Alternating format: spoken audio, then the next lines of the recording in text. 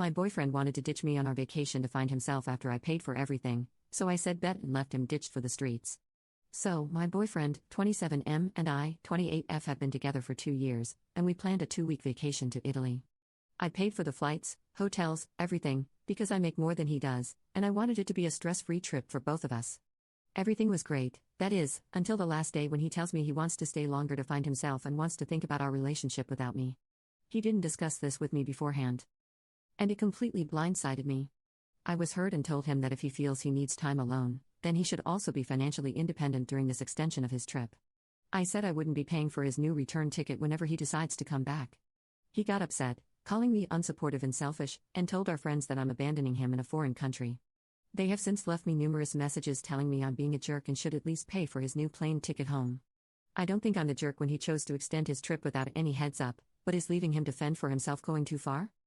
Thank you to all the people who responded, especially the early ones who gave some outside verification of me probably not being the jerk. I don't feel comfortable saying I'm completely blameless here because you're only getting one side of the story, and I need to take responsibility for my part in this whole thing, such as it is. But I guess I never realized how good my boyfriend was at making me feel like unreasonable crap was normal and rational and that I was the crazy one. So, anyways, here's the update. We're both back in America now, and he's packing his stuff to go stay with his family for a bit until he can find a new place. Soon after I posted, it was time to go to the airport, and so I did, without him.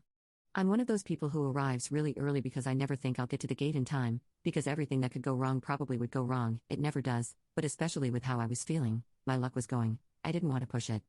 I was there for about an hour by myself, mulling things over and talking to my mom. I looked at a couple of responses to this post, but I didn't trust that I wouldn't lose it if I started responding, and I definitely didn't want to burst into tears while I was in the airport. As I was talking to my mom, my boyfriend showed up. I guess he thought I was bluffing but had a rude awakening when the hotel staff kicked him out of the room because I'd only paid through that day. Honestly, I took no small amount of satisfaction in this. He'd been so concerned about the plane ticket that he didn't even stop to think about where he was going to stay. As many of you guessed, he met someone while we were in Italy.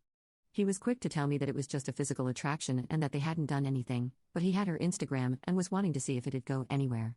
I guess that's what I get for not feeling well and wanting to stay in one night while he went out to explore. Obviously, I told him things were over between us. Even though he tried to make it sound like nothing had happened. The fact remains that, 1, I couldn't feel like I could trust him when he said that, and 2, I don't really want to be with someone who feels like it's okay to still keep his options open when he's been in a monogamous relationship for the past 2 years.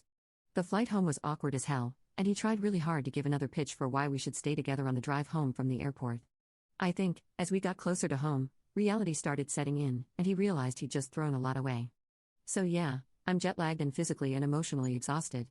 I'm just kind of numb at this point.